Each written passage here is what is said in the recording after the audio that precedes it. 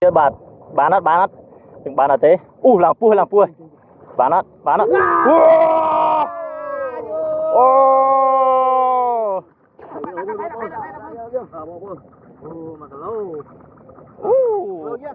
lôi dạ môi bạn lại tích chơi men tích chơi ăn đi men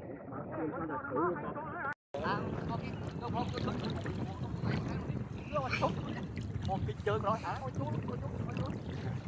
Vô con kia vô con kia. Vô chơi đâu tôi nó coi vô.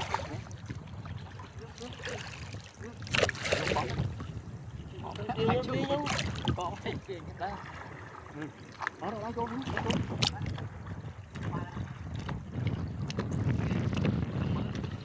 Mớt biết. Lửa luôn về không muối đâu. Rồi kìa, mới chạy đâu thắng nó.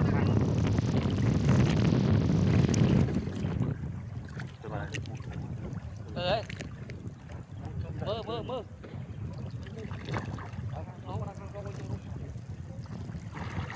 Bạn ơi.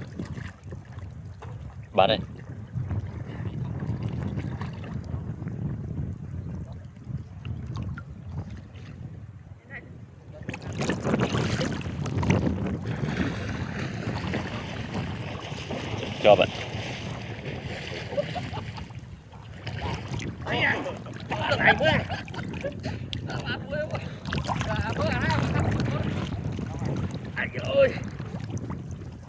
Bạn một bạn này này thấy cọp máy môi thôm là cùng một chập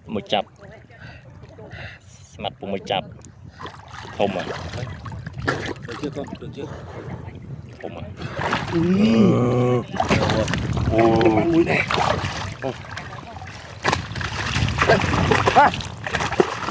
ba mình nè mũi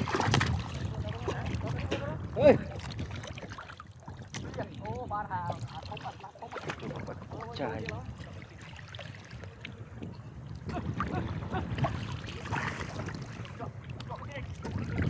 chó vậy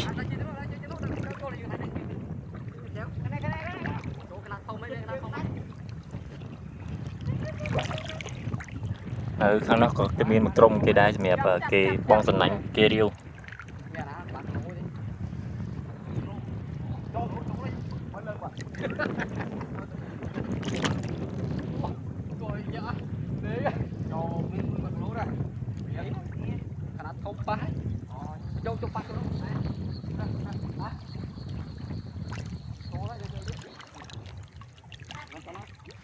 chân dễ chết nè, vài con kịp. Con nước, con ao đây đúng.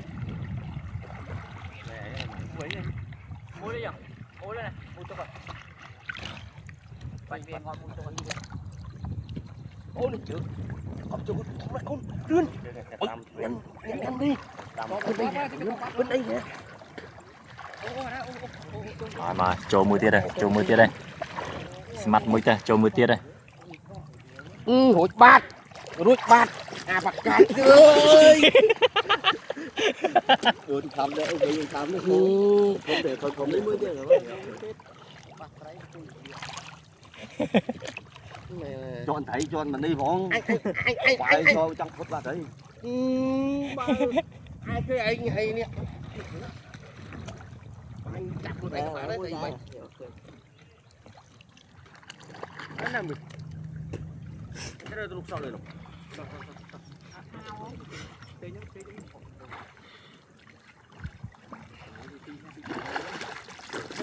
Chơi con than này. Than.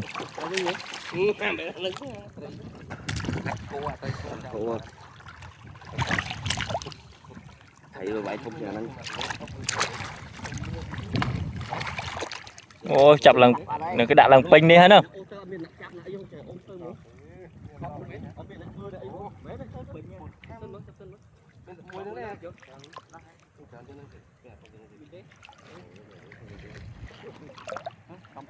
Hai bác cá chô à. Cho này kéo này. Cho lời chứ nó riêu.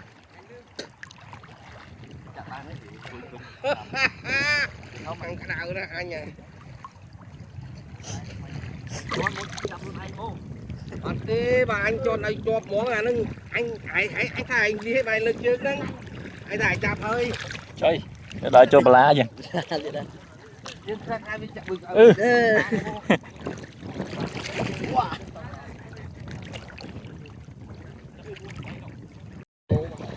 Là ơi. Con màn bằng là nghe. Ô này, lên tập phò để bán bông bông bạn. Đây là giả.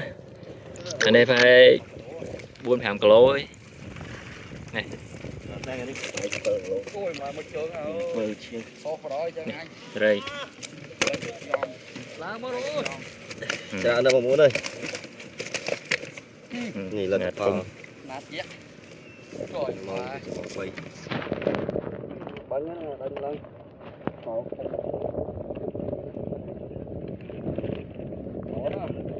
là cùng bị Ngõ bà thùng nữa.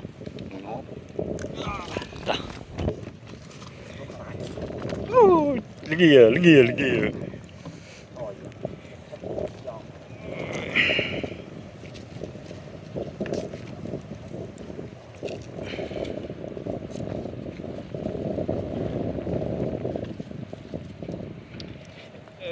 Tê tê với anh. Ôi dồi là